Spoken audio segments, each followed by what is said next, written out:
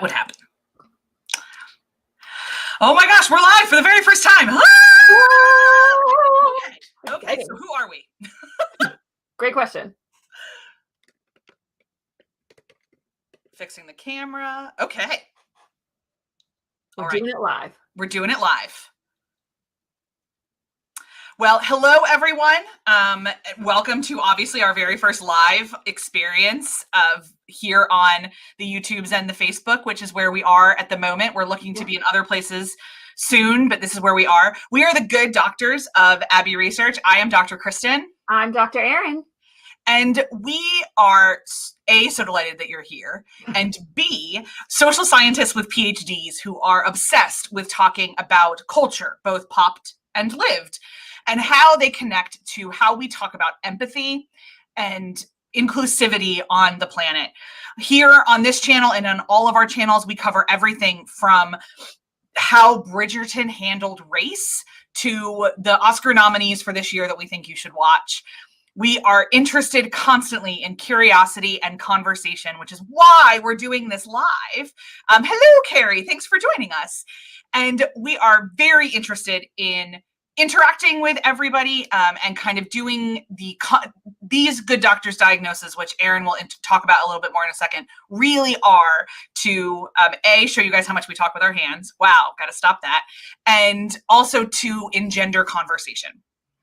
This live video is a part of our Good Doctors Diagnose series, which heretofore had just been on the YouTubes, and now we're going live. And this is a series where we take trends that we've been noticing, things that are happening in the wider culture, and we analyze them through our training and expertise. Hence, we diagnose them. Today is Monday, April 5th, and we are talking about the fact that everybody's a little bit racist. You know, why not start with something small on our first live GDG?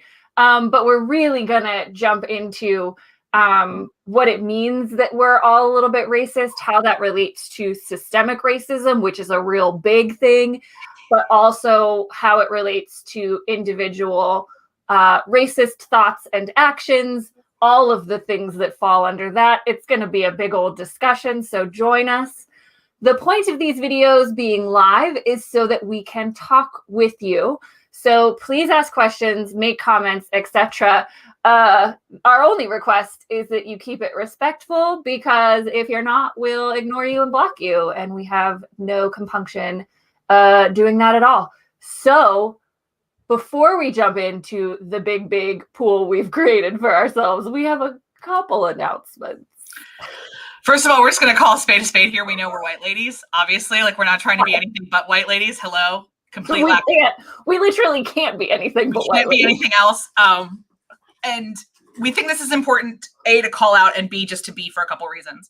First of all, while we have learned about racism from people of color, and we're going to give you our litany in a couple seconds, I definitely, and Erin has as well, learned about my whiteness from other white people. And I've learned about the power that white people hold in a very specific way, in different ways from people of color and from other white people. So that's important. Second of all, we understand that there are a lot of folks who don't want us in this conversation. We respect that. We understand that there are folks that ask us to be here because of the power that we hold within the world as white women. And so we're going to try to wield that really responsibly and well and have these conversations, not having any kind of skin in the game, as it were, in terms of systemic racism. And we, being white ladies, cannot experience racist discrimination, means that we can do a little bit more emotional labor than some of our other friends. And we're happy to do that. You can't embarrass us really with questions. We're happy to answer any of the awkward ones.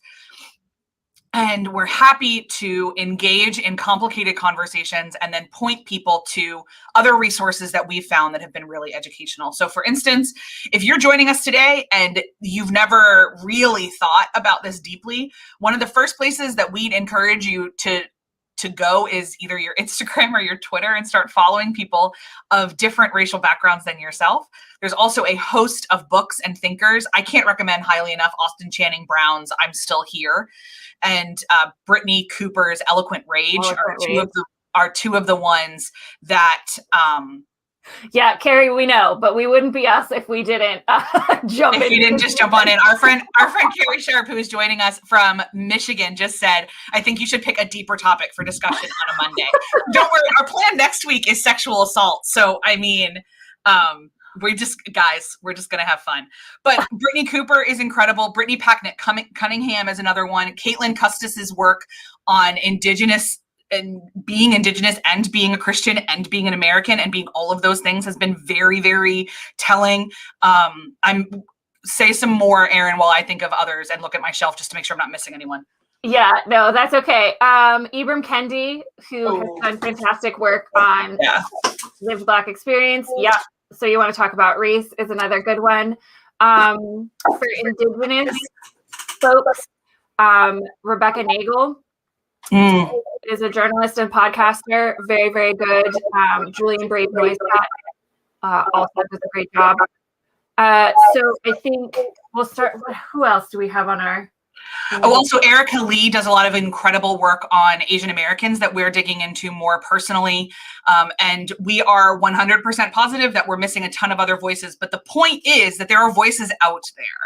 And I'm going to shout out Jose Antonio Vargas for talking about undocumented folks as well. That's a great one. So there's no limit to places that you can find information and answers to your questions. We simply hope that we can be one of them.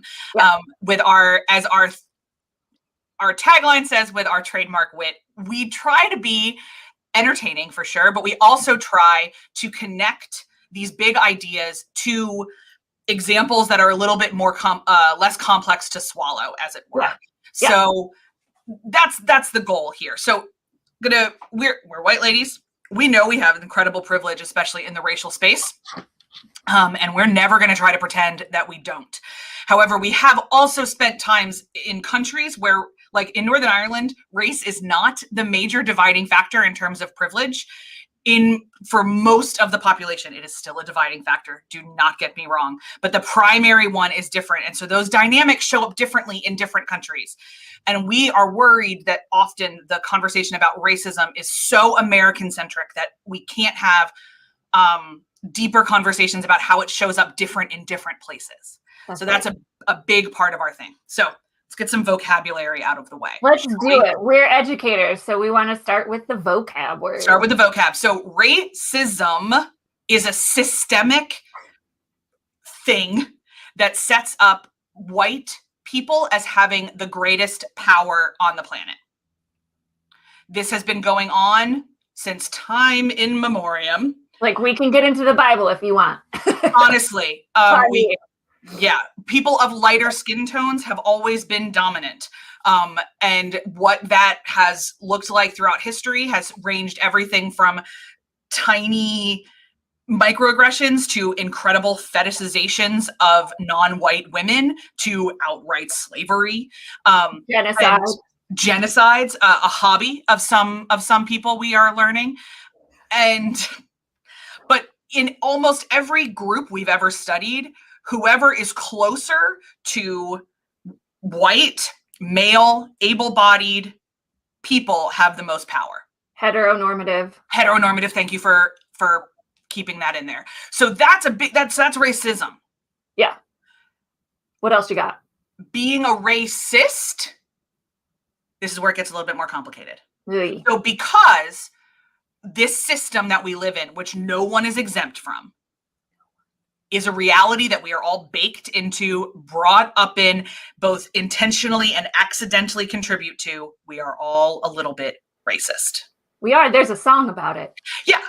Avenue Q, where everyone's a little bit racist sometimes. And the song is very glib, and there's a lot of problems with it. And Emily Vanderwerf at Vox has pointed out some of them. But the core tenet of that is kind of true. The issue is that doesn't excuse you. The song kind of makes it seem like, we're all racist, so it's fine. We would contend, no, we're all racist, so we can all get better. So it's all something we need to work on. But we want to stop right now. There is no such thing as reverse racism. Because white people because white folks hold the power everywhere, it is not racism that white people experience if they experienced racially motivated violence. Right. Does that make sense?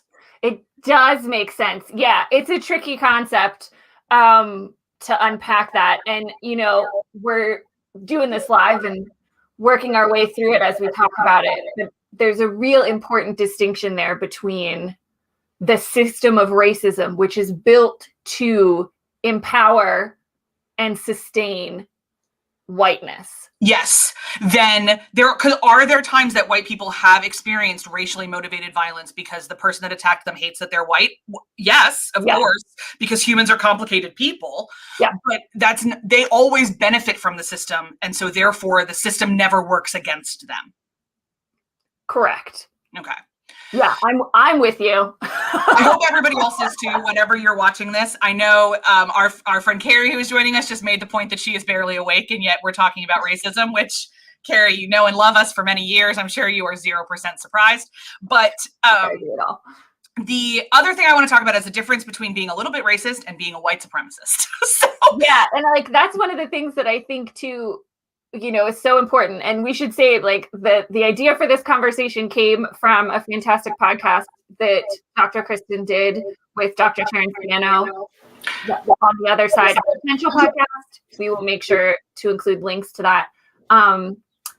Where, the point Dr. Kristen made was that, everyone's a little bit racist, and that doesn't innately make you a terrible person. I think one of the biggest problems that we have with this word is that people get so, especially white people, get so upset about it, and defensive about it, that it stops discussion and growth and progress. Yes, that's it. It's one of my Black friends said to me once, if the worst part of your day is getting called a racist, you are doing just fine. Right. And because the thing is, again, we are. And but it is a word that we have imbued with so much evil because it is. Yeah. Fine. But we need to also separate. If someone is calling you a racist, they are not necessarily saying that there's a hood in your closet.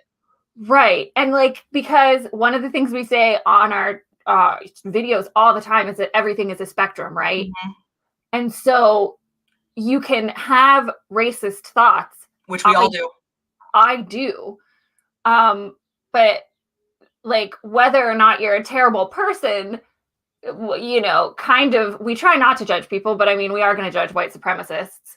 Sorry. Whether or not you're a terrible person is what you do with those racist thoughts. But also how much you feed them.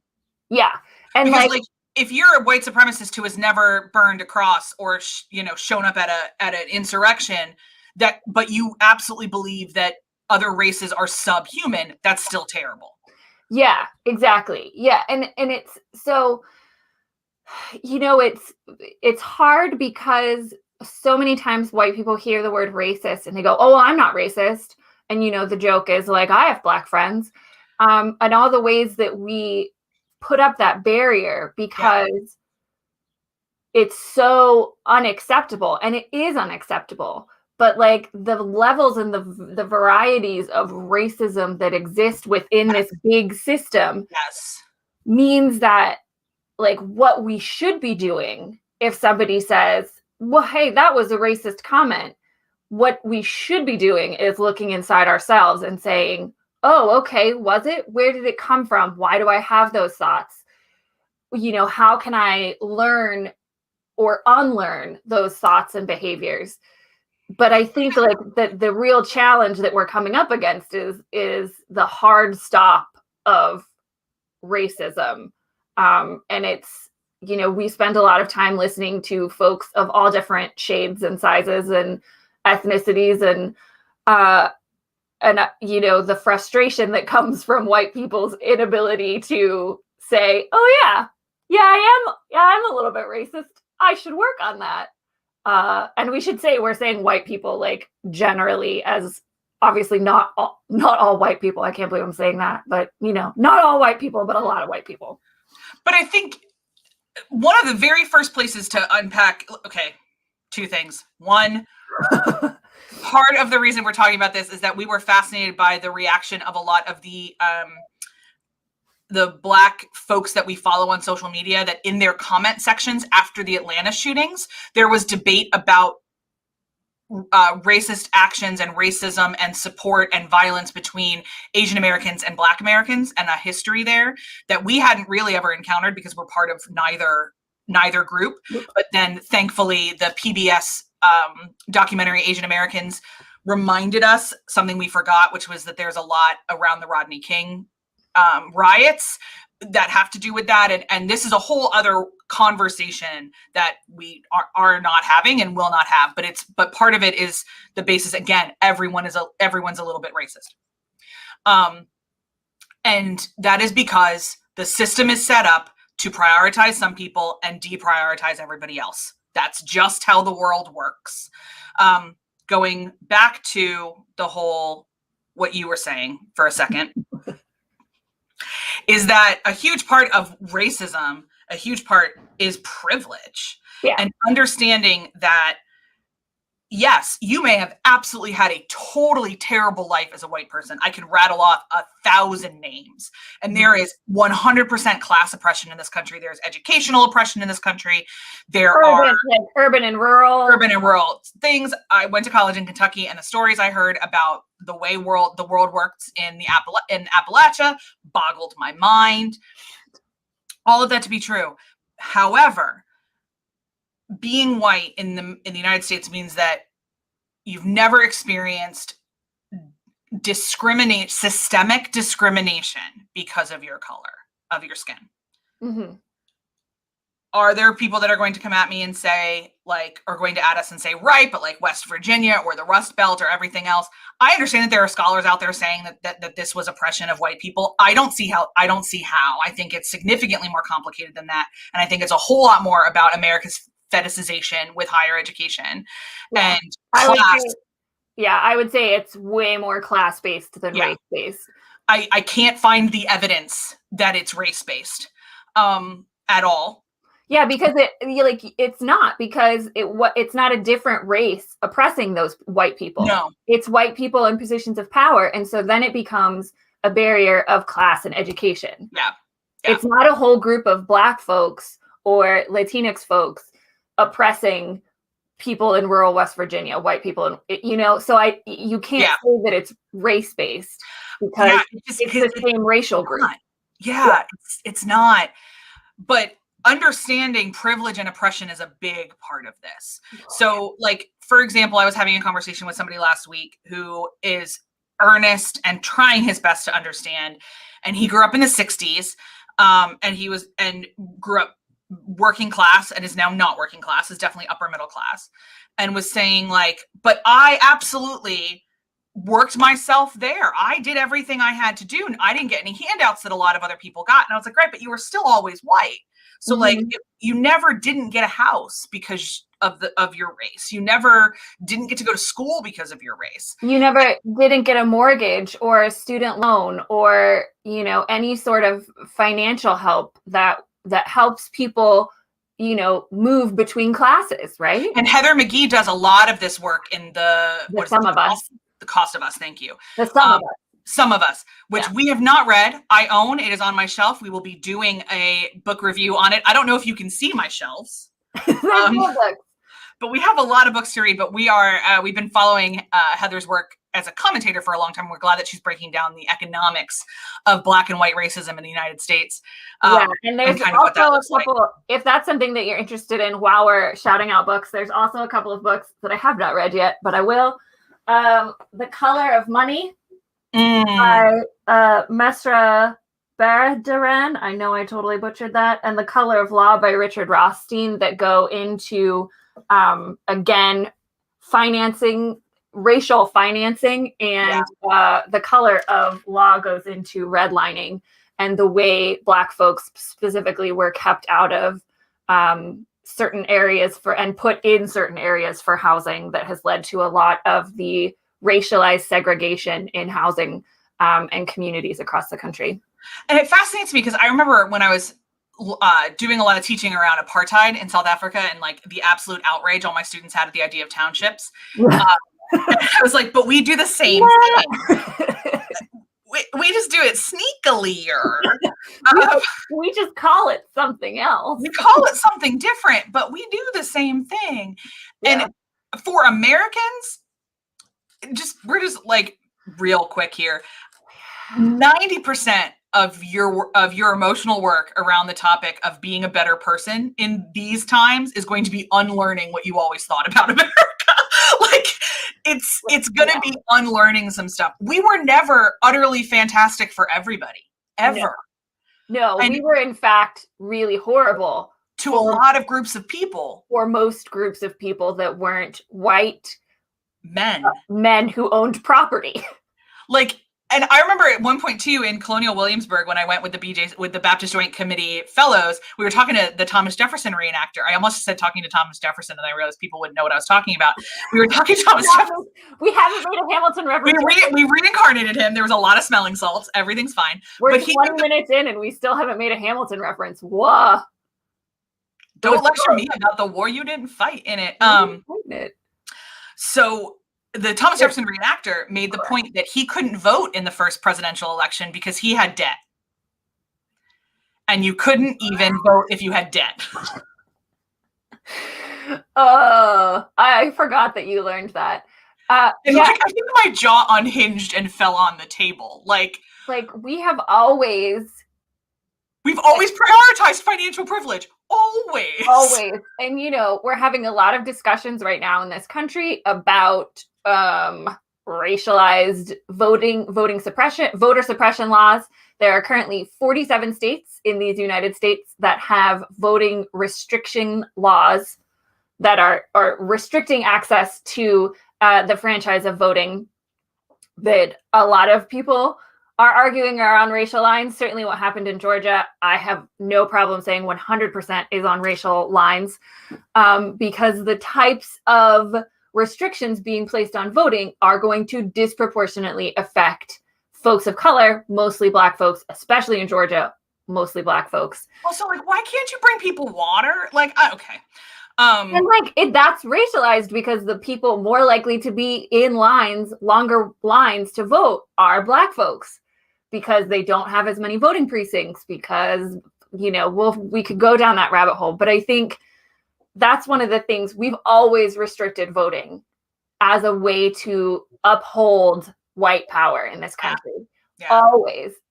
For lots of reasons. We learned a lot about suffrage last year, and how long it took white women to get the vote with the 19th Amendment, because let's be honest, it was only white women. And then how many women of color they had to throw under the bus to get the vote in the first place. So many women of color just got straight up ignored, which is, story of history.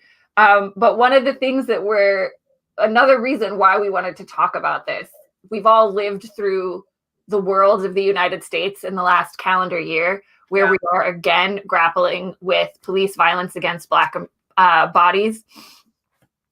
We keep going through this because we keep not learning and not changing. But Dr. Kristen and I specifically have been unlearning a lot of what we thought we knew about this country and trying to relearn it through the lens of marginalized groups. Honestly, you should see our Slack chat. Every single channel is just, how did I not know this? Why did I know this? And, every time something happens, we've been doing a lot of work on relearning American history through Indigenous lenses. We've been doing a lot of work relearning American history through Black and brown lenses. But Asian American and Asian immigrant lenses was a complete blind spot of us. And just then old lenses was a complete blind spot. Yeah, but we've, what happened in Atlanta brought to the attention of us, the PBS documentary series, Asian Americans, which we have a video coming up soon where we talk through that. Oh, I want to thank Cheryl West Lung, our friend and colleague, who currently works at Baylor University and who I am eminently grateful for bringing that to our attention.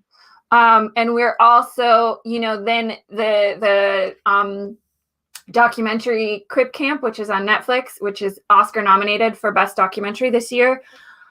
Blew our minds and humbled us. To say it humbled us is putting it lightly. We were wrecked by that, by what we had never considered before. So bringing into the lens disability rights as well. Maybe while we're talking about this, we should talk about intersectionality. Shout out Kimberly Crenshaw. That was Maybe we should talk about the foundational theory that we operate on as academics. Maybe. Since we're talking about definitions, maybe we should talk about intersectionality, because one of the most difficult things in understanding systemic racism and how it connects with privilege is understanding how, I'm trying to articulate this clearly, how different groups within groups experience that systemic racism. Yeah, because no one's a monolith. Nothing's a monolith. And so, yeah. And so, yes, Black men face systemic oppression all the time because of systemic racism. But Black women experience it differently. And Black women experience sexual violence differently than white women. And Black disabled folks experience so many levels of discrimination. Black transgender women experience Black transgender women experience Black transgender women experience the highest levels, I believe, of sexual violence. I think that we record because yeah. Don't talk about, I've never, if anyone has, I've never seen statistics on Indigenous transgender folks in terms of violence. I understand that Two-Spirit may mess with that in how things work, but I've never seen any stats on that. Not on transgender. I've a lot on sexual violence and exceptional rates of sexual and just violence. Yeah, and the disappearing of Indigenous women both in Canada and the United States. Yeah, and there's Sarah Deer is a fantastic authority on this, and she has a great book on violence and sexual violence experienced by Native and Indigenous women. So and there's a great podcast called Finding Cleo that was put out by this Canadian broadcasting company about the process of terror of Indigenous children who were separated and taken from their parents, of trying to find their siblings. Yes. So lots of resources as always, but let's talk about intersectionality. Yeah, for 2 seconds. So really quick, it was coined by the brilliant Dr. Kimberly Crenshaw in the 1980s to talk about how essentially what Dr. Aaron just said, but that honestly, that complicated people are complicated. That's really what it comes down to. And that everyone is a mess of all of their experiences, all of their worldviews, and all of the prejudices and oppressions and all of the privileges that they have. So everyone is a tapestry of those things.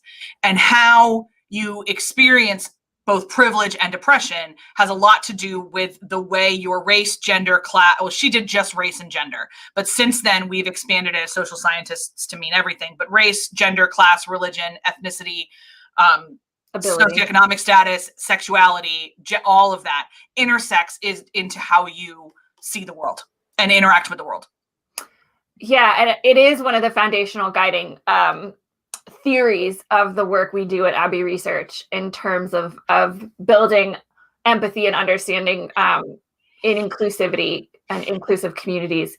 But I think you can't understand systemic racism or individual racism without understanding how you intersect with that and what your intersections look like, especially on the individual racism. And so I think if we talk about that a little bit, then we can talk about maybe acts and what thoughts and the spectrum of what people do with their individual racism. Right. That's where my brain's going. How about you? Okay, that makes sense. So like we said earlier, just because you are called a racist on Twitter does not mean that person thinks you have a hood in your closet. And there's a lot of degrees in between. Yeah. And there's a lot of how you intersect with that. So one of my favorite songs on the planet is from the Rodgers and Hammerstein musical, South Pacific. And it is sung, it is, you've got to be carefully taught. Yeah. And the premise is one of the truest human premises. You have to be taught to hate. You have to be taught to see other people as less than you. You have to be taught these things. And we are all taught them in both overt and covert ways. And the more overt your teaching is of that when you are growing up, the more overt your particular context is, the more overt your thoughts and eventually actions might be. Yeah, and I think what we mean by that, to phrase it in a little bit of a different way too, is like the culture that is around you. Yeah. So we're all taught racism, and within the system of systemic racism, a lot of our history is that. Yeah. Teaches us that. The way the historical lens focuses on the achievements of white men over every other group. The way we talk about and teach about the history of slavery, the genocide and colonization of indigenous land, because we don't use those words. We talk about westward expansion instead. We frame history in a way that makes the white people look like the good guys. Even if we talk about racism and slavery, we talk about it as it ending. And, Michelle Alexander's fantastic book, The New Jim Crow, tells us that we didn't end slavery. We just shifted it towards incarcerating Black folks. So it's the way so we have that big thing that shapes that we're all a little bit racist, but then it's the culture around you that continues to shape whether I forget how you said it over the weekend, whether you like engage with it or disengage with it, or so for example, we both went to relatively good schools that taught us to start to dissect some of that racism, that taught I grew up in Colorado, and specifically I took a US history class in high school, in my junior year of high school, that was straight up like, Americans were terrible to indigenous folks. Here's all the horrible things we did. And we looked at the massacre of Sand Creek and, the real history of what happened at Little Bighorn, not the American history of what happened. So we started to get pieces of that from our culture around us, from our parents, certainly, and our family members. But all of that culture around you, the people that you do life with and that shape how you see the world, impact your ability to engage with these ideas in a way that means you dismantle them or you uphold them. That's a good way to put it. So we either learn in our culture to start to dissect and dismantle our racism, or we learn to uphold it and keep it contained. And that's where we get the differences between well-meaning folks who might say racist things and not realize that they're racist. And you get people that, really believe that white people are supreme all the time and extend onto that they act on those thoughts in ways that are oppressive, either financially or culturally or violently. Yeah. That's the sum of it. I mean, if for instance, you may think of yourself as not a really racist person and have absolutely no trouble with the name of the football team from Washington before they changed their name. And yet a whole host of people on this planet will say that name was really racist, because it was. It's in the dictionary as a racial slur. It's in the dictionary as a racial slur, but that means that you had that racist thought, that it was okay. Good news. A, you can change that racist thought. And B, statistics tell me that doesn't mean that you were personally going out and beheading indigenous people. What you choose to do when you're confronted with that information. Yeah, exactly. There's a lot of college kids who are terrible and accidentally racist with their Halloween costumes, for instance. Yeah. So you may not actually know that, wearing a headdress, an Indian headdress, as a white person, isn't great. Spoiler alert, it's not great. And they have asked you to never do that. We actually saw that, a hubbub around this on The Bachelor this year. Newsflash, it's racist. It's racist. Somebody went to an antebellum party at her fraternity, and she was in the final, a white woman in the final to marry a black man, and the show did not tell the black man that these photos were found, and he was really shocked. And there's a lot of conversation around, she couldn't have known better. Well, it's 2018, and we've been talking about plantations for a long time as not great things. So Sure, maybe she didn't know better then, but if I was the Black guy, I wouldn't be super comfortable entering an intimate relationship with somebody who just did this 2 years ago either. And so but her response when she was confronted with this was, I didn't know. And I'm going to fix that. I'm going to do the work and fix that. That was the appropriate response. Yeah. The response of a lot of fans of the show being like, you guys were terrible for taking her out of it. Not the best response. So it's absolutely what you do when you're confronted with it. And that's the thing. The knee-jerk reaction of being called a racist is always a little bit painful. Mm-hmm. Always a little bit painful. I'm sure men getting called sexist I'm hoping, is a little bit painful. It might not be. But when you're told that you're wrong about something, most humans' immediate response is defensiveness. Yeah. Natural. What we would encourage you to do, and we're going to wrap this up now, for our first ever live. And we thank those of you who joined us. And anyone who's watching on the replay, the comments and questions thing still stands, by the way. We're not going away. We're no longer live. If you're watching this next week, we still won't respond if you're not nice. True, but we will still respond. If you are nice. If you are nice. Yeah. We will have conversations and questions, and we're happy to, throughout this week, we're recording this on Monday the 5th. If you get to us before Monday the 12th, we'll address questions in the next video. Not a problem. But just really, really briefly, you cannot necessarily control the world that you were raised in. You can't control your family. You can't control the education system that you got. You can't control those things.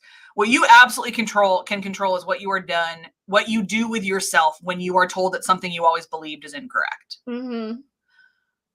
That's all we're asking you to do. We're asking you to investigate the fact that your knee-jerk reaction that the other person is wrong may not be right. And if you've never thought about something that way before, it doesn't mean that it's wrong. It just means you haven't encountered it yet. And good news, you can now, and you have now. And when we know better, we do better. Yeah, and I think the only other thing I would add to that I don't think we've said yet is that this is a constant process. Yep. You are never done learning. You are never done questioning yourself and what you think you know. You do not get to a point where you're like, oh, I am no longer racist. Oh, I know all the things. And that can be really difficult, especially I think in our consumer culture, there's a lot of performative solutions to these types of issues. And so, a lot of people will say, oh, well, the team from Washington changed their name. My work here is done. No, there's still a lot of racist mascots of Native folks around this country at professional all the way down to Pee-wee football leagues, mostly high schools. But this is a constant process of learning and unlearning. And I think it helps to take it from that perspective. Yeah. Because then it doesn't seem, it's big, but it's not as big as I have to get to this end goal where I am no longer racist. It is, I have to listen to people. I have to learn to ask questions and be curious. I have to be willing to examine myself and what I thought I knew and we'll go from there. Trying to see how many Broadway references we can sneak in. We're up to 4. So there should be a tick. Yeah, we should have a running tally. That was Anastasia for anyone joining us. That was Anastasia. But I think, that's maybe your thought and my thought, what we can end on. It doesn't make you a terrible person.